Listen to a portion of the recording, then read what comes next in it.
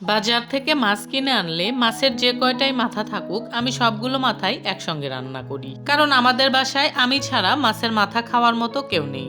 আমার হাজবেন্ড মাছের মাথা একদমই খেতে চায় না।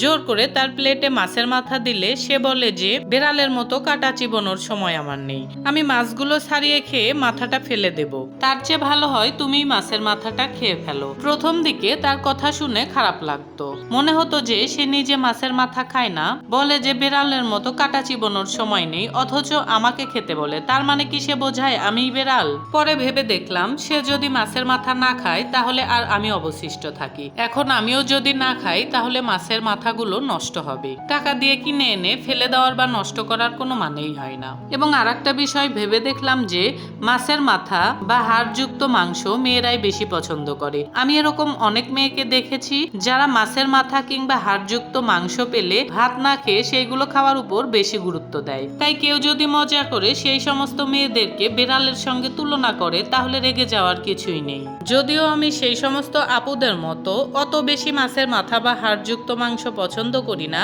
তারপরেও মাছের মাথা খেতে হয় বলে কেউ যদি আমাকে বেড়ালের সঙ্গে তুলনা করে তবে আমি সেটা নিয়ে মন খারাপ করব না। কথার কথায় কেউ যদি কিছু বলেই ফেলে তো কথা কাটা নয় যে গায়ে এসে বিঁধবে। ছোটখাটো কথা কাটাকাটি যত এড়িয়ে যাবেন ততই মানসিক প্রশান্তি পাবেন, নিজে নিজে ভালো থাকবেন।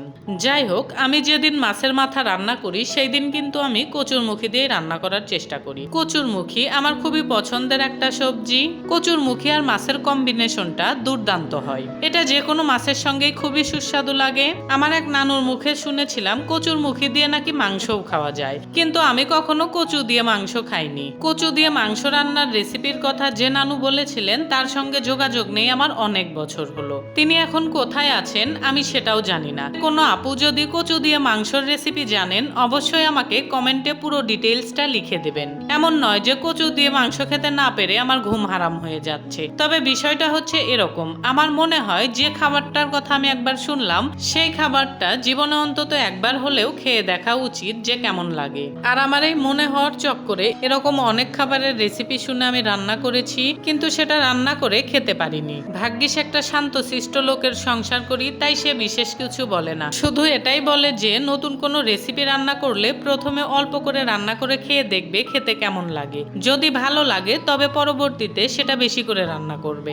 যত রকমের উল্টাপাল্টা আবল তাবল কাজকর্ম আমি আমার স্বামীর সংসারে করি, এর 1/4 যদি আমি আমার মায়ের সামনে করতাম তাহলে আমার মা নিত্য নতুন রেসিপির নামে এইসব আবল তাবল কাজ করার শিক্ষা খুব ভালোভাবেই দিয়ে দিত।